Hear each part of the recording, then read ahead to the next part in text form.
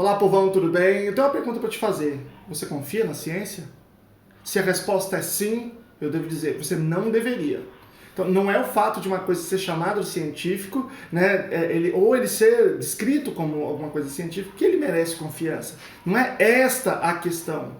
Então, qual é? E é isso que eu gostaria de colocar aqui para vocês, queria discutir com mais profundidade aqui, para quem tem interesse em ciência, tá bom? Então vamos lá. Por que eu resolvi fazer esse vídeo? Por conta da vacina de Oxford, né? Que ela foi suspensa, agora já foi autorizada novamente, provavelmente quando eu lançar esse vídeo já está fazendo de novo os testes, mas ela foi suspensa. E por que isso aconteceu? Porque eles estão na fase 3, que é a fase que já pega milhares de pessoas, e aí na hora de dar vacina para uma pessoa, um participante da pesquisa, ele teve um problema grave de saúde. Então, esse problema grave de saúde foi por causa da vacina? Não sabemos. Não tem detalhes ainda dessa questão. Mas, qual foi o procedimento? Vamos estudar esse indivíduo, vamos analisar essa questão, e aí a gente vai ver se continua, se faz alguma modificação, como é que é.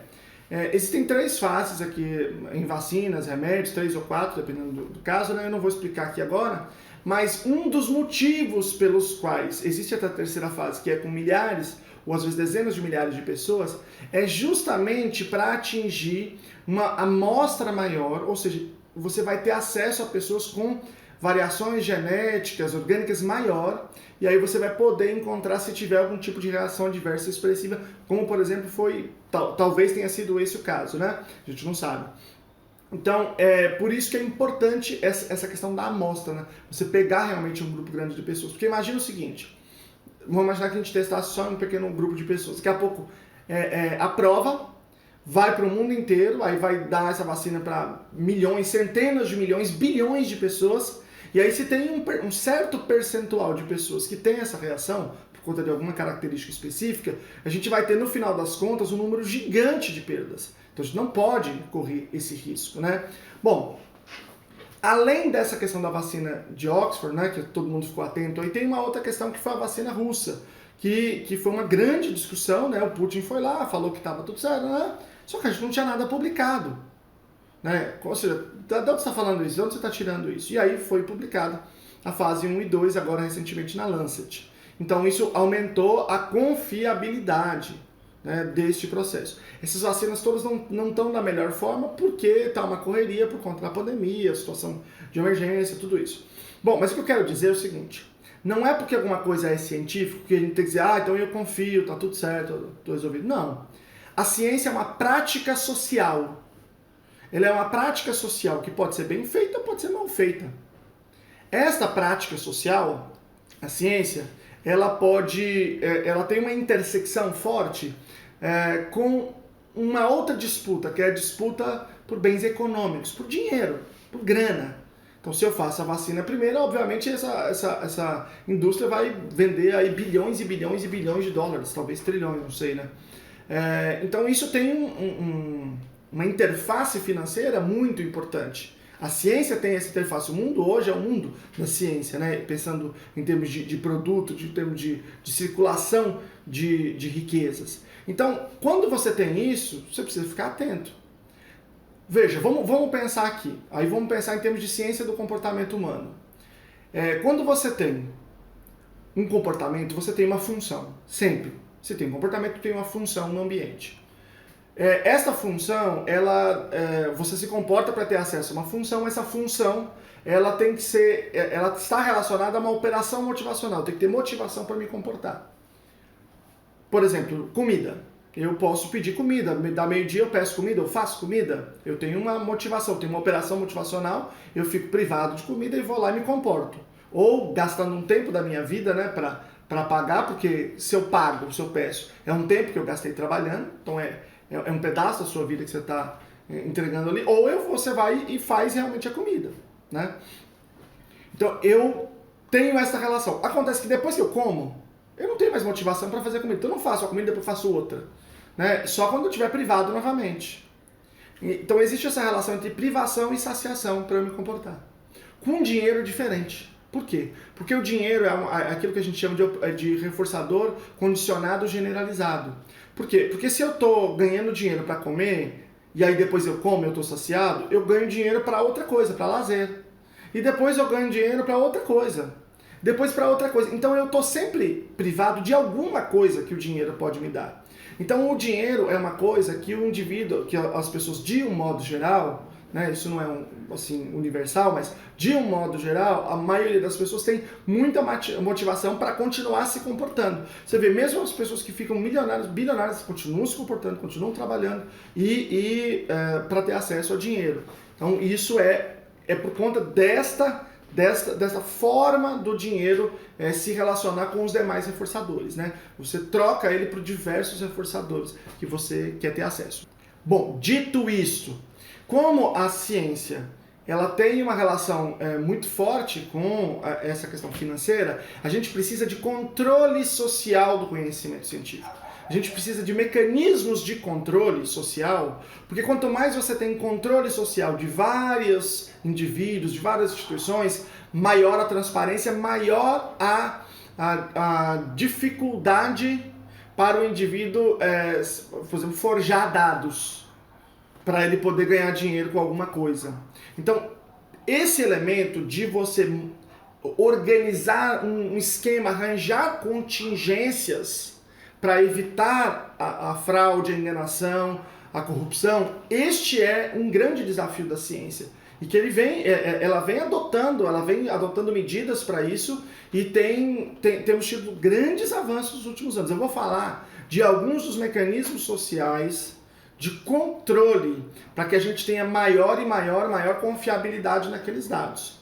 Então, um deles, por exemplo, é o peer review, é a revisão por pares cega. Então, eu mando um artigo para alguma revista, a revista manda para duas pessoas que não sabem quem eu sou. Porque senão fica tipo assim, o cara foi meu chefe, ou foi meu subordinado, ou sei lá o que, eu combino com alguém, então ninguém sabe. Você manda, normalmente a revisão é cega, né? E eu também não sei quem revisou. Eu sou parecerista de diversas revistas, vem o artigo para mim, eu não sei de quem que é aquela revista, não tem toda a identificação, não está ali presente, é apagada, não é revista o artigo, né? Então eu leio ali e dou o meu parecer. Aí você manda para 2 especialistas numa certa área. E aí se os 2 concordarem, porque senão fica dependente só da posição de um indivíduo. Se os 2 concordarem, você rejeita ou aceita. Se os 2 divergirem, passa para uma terceira pessoa. Então isso é um importantíssimo mecanismo de controle social.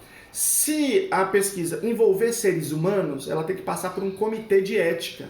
Comitê que é coletivo das universidades, que vai analisar se aquilo ali pode eventualmente trazer algum risco a alguém.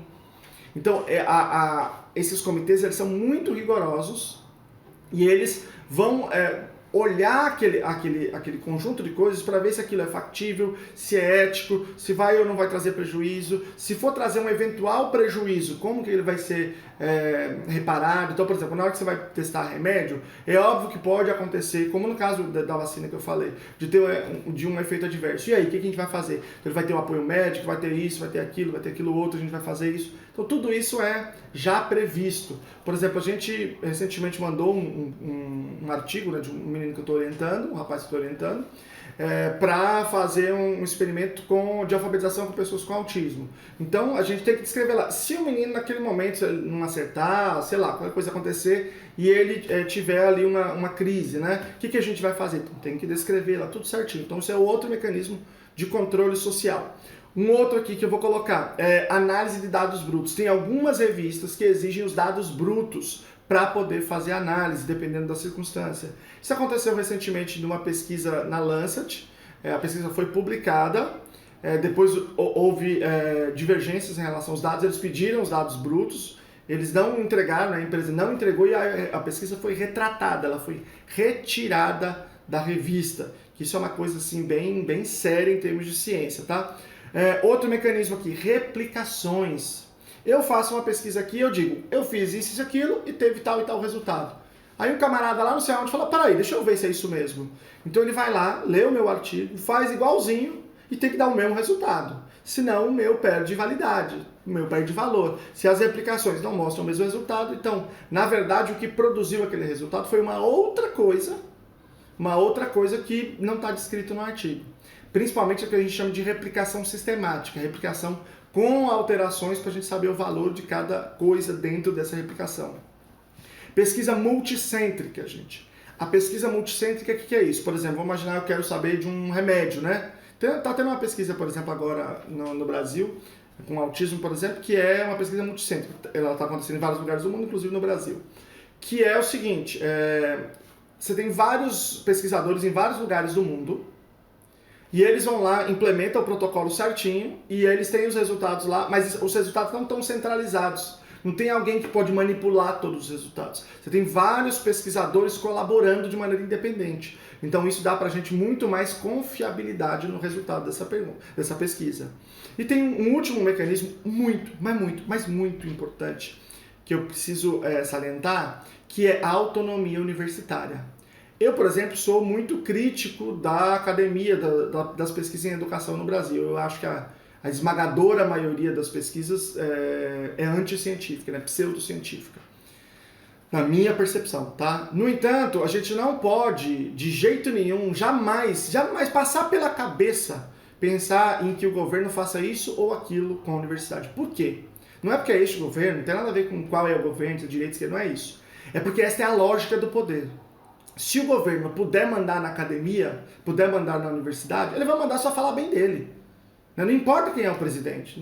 Não tem essa história, não, que eu tenho um presidente que é bonzinho. Não tem essa conversa. Essa é a lógica do poder, é a lógica, né, dos grupos que estão no poder. Né? A lógica é se manter no poder, porque o poder dá a eles acesso a uma série de reforçadores. Então tudo é mitigado. Tipo assim, não, estão intervindo na autonomia, mas sabe o que é? Pra gente fazer um bem maior. É sempre uma conversa assim. Então isso aconteceu em ditaduras de direita, aconteceu em ditaduras de esquerda, igualmente, certo?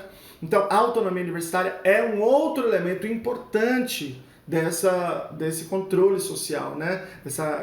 Digamos assim, dessa redução da interferência política. Não quer dizer que não existe interferência política, que existe neutralidade, nada disso existe. Mas a gente vai encontrando mecanismos sociais para fazer isso. Gente, esse conspiracionismo de a indústria farmacêutica do mal, putz, isso aí é tão 13 anos. E é engraçado porque isso é igualmente distribuído na direita e na esquerda. É um negócio assim, ó, passou de 14 anos, já não fala isso, por favor, porque aí é dureza, aí é difícil, né? Eu acho que esse livro aqui é um livro muito legal, que acho que trabalha bem em várias questões, Ciência Picareta, do Ben Goldacre, e ele tem um capítulo, tem 2 capítulos legais aqui, bem legais assim, sobre isso, né? Ele fala assim, a medicina dominante é maligna? Eu acho que esse é bem legal. E tem um outro que é bem bacana, que ele fala sobre como a mídia, como a mídia promove os equívocos públicos sobre ciência. Então tem muita coisa que você está achando que é ciência, que não é, uma interpretação errada aí que está na mídia. Então essa história da indústria farmacêutica do mal, tem 2 indústrias. A indústria farmacêutica e a indústria dos alternativos. Uma é regulada, uma tem controle social. Tem um monte de fiscalização, de documento, de pesquisa que tem que entregar. A outra não tem nada. Vai que é tua, faz o que você quiser.